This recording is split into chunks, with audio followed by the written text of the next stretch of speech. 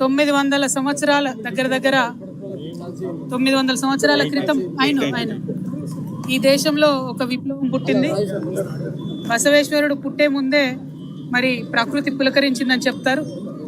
అదేవిధంగా వారు జన్మించి 839 సంవత్సరాలు అవుతున్నప్పటికీ ఆనాడు వారు చేసినటువంటి మార్పులు, తీసుకున్నటువంటి ప్రజాస్వామిక విలువలు, ఆ అంశాలు ఇవాళకి కూడా మనం చర్చిస్తూనే ఉన్నాం. ఒక పక్క వర్ణ భేదం లేకుండా, కుల భేదం లేకుండా సొసైటీలో అందరూ కలిసి ఉండాలి, అందరికీ కరెక్ట్ డెవలప్మెంట్ కావాలి, అందరికీ సరైన గౌరవం ఉండాలని ఆనాడు వారు ఏదైతే చెప్పారో, లింగ భేదం లేకుండా, స్త్రీ పురుష భేదం లేకుండా అందరికీ సమాన అవకాశాలు రావాలని ఏదైతే చెప్పారో, ఇంకా అది సాధించుకోవడానికి 830 ఏళ్ళ తర్వాత కూడా మనం పాటుపడుతూ ఉన్నాము, ప్రయత్నం చేస్తున్నామంటే మనం వెనకబడి ఉన్నట్టు లెక్క. వారు ఇంకా ఎంతో తరాలకు ముందుగా పుట్టినటువంటి మహానుభావుడు.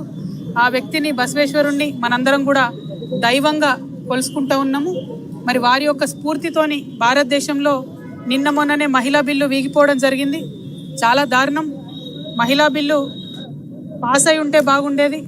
పాస్ కాకుండా మరి అనేక శక్తులు అడ్డుపడి కుట్రలు చేసి మహిళా బిల్లు పోయేటట్టు చేసిండ్రు.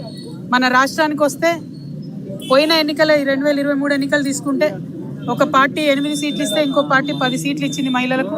అల్టిమేట్గా ఒక దాంట్లో 3 గెలిస్తే ఒక దాంట్లో 5 గెలిచిండ్రు. అంటే టోటల్గా కూడా మన రిప్రజెంటేషన్ ఎక్కడ కూడా లేదు. మరి ఇవ్వాలన్నా బసవేశ్వరుడి జయంతి సందర్భంగా వారి స్ఫూర్తితోనన్నా అన్ని రాజకీయ పక్షాలు మారుతాయని నేను భావిస్తున్నా. నేను కూడా త్వరలోనే పొలిటికల్ పార్టీ పెట్టబోతూ ఉన్నాను కాబట్టి బసవేశ్వరుడి స్ఫూర్తితోని ఒక సామాజిక న్యాయం కోసం కొట్లాడతాం. ఎందుకంటే వారి స్ఫూర్తితోనే అంబేద్కర్ కొట్లాడిండ్రు. అంబేద్కర్ కూడా పదే చెప్పుకుంటూ వచ్చిండ్రు, బసవేశ్వరుని ఎవరైతే ఒక ప్రాంతానికి సీమితం చేయకుండా భారతదేశ వ్యాప్తంగా వారి కోసం పాటుపడితే భారతదేశం మారుతుందని చెప్పి కూడా చెప్పడం జరిగింది.